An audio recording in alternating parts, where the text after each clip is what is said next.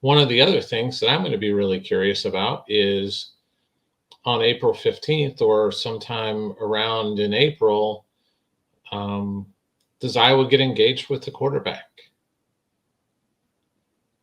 Because I think they might.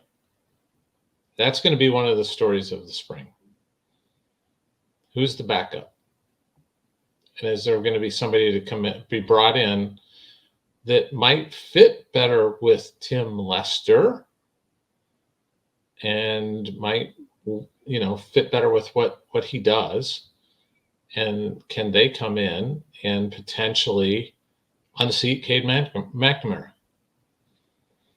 Is there, or at least be a better backup option than Iowa had this year? I think that's going to be that's going to be the story of the spring, is the development of Marco Lainez, and if he's going to be the number 2 guy, or is Iowa going to be looking for a number 2 who could potentially push Cade McNamara for the top spot? I am curious, and I didn't get to ask that. This was a question that during the Tim Lester availability, I was not able to ask this question, but I wanted to ask him about his viewpoint on playing multiple quarterbacks, because that's something we haven't really seen Iowa do by choice. Certainly not under Brian, but even under previous offensive coordinators, unless there were struggles. So I'm just curious what his mindset is on playing multiple people with multiple skill sets. Say it's a Cade McNamara and a Marco Lainez. Yeah, I don't know. We don't know how he is about. I know Kirk's not a big fan of it. Yeah, I know Kirk's not a big fan of it too. Of rotating quarterbacks in a game, he does not warm to it. I think the last time that happened was the Hawk Slayer Bowl. Yeah, it was really the last time that happened. So what are the chances, Tom, that maybe Kirk looks in the mirror here and says, "Well, if Tim likes it, maybe I need to be open to it"? I think that's more of a possibility. I do, especially early on. I think he's going to be warm to it.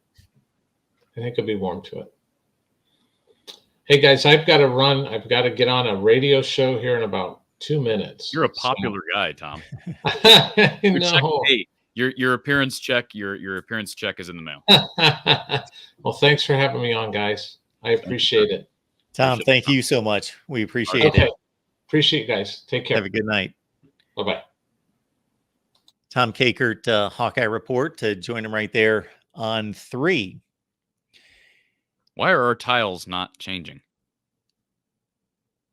I don't know. Well, we're going to have to do that. There we go. Guess we'll go with that. Interesting. I've never had that happen before. So Tom there at the end was playing my tune there about going to get a transfer quarterback to challenge Cade McNamara. He's pretty bullish on that. You and Tom are in agreement on that. And here's what's crazy. 2 years ago, you know how bullish I was on it. I'm not as bullish on it now. And Tom has more intel on that kind of thing than I do about what Iowa's plans are. But I don't know. I think certainly if Deacon Hill leaves, you got to go get someone else. Just have bodies. But you're going to get James Rezar in. You've got a guy in Deacon Hill who's played most of the year. I really like the upside of Marco Lainez. Get Cade McNamara back. How many quarterbacks do you need on scholarship? I guess that's the first thing. And second thing is you're already behind on the scholarship count, so you need guys to leave. Ideally, no offense to Deacon Hill, I think a lot of fans would like to see Deacon just kind of drift off into the sunset, find a new place to play, and that could happen. And that more power to him. I hope he goes somewhere and has an opportunity to play. But I just don't know what's going to be out there. What is going to be out there after spring? Who's Devin Brown? Ohio State has quarterbacks for everybody in the Big Ten. They can break up their room and hand everybody a quarterback or two.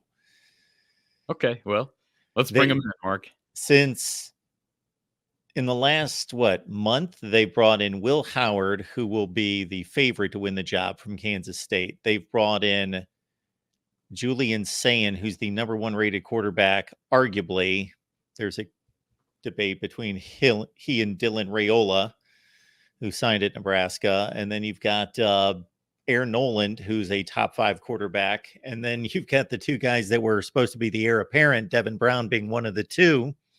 So they've got 5 that are have enormous ceilings.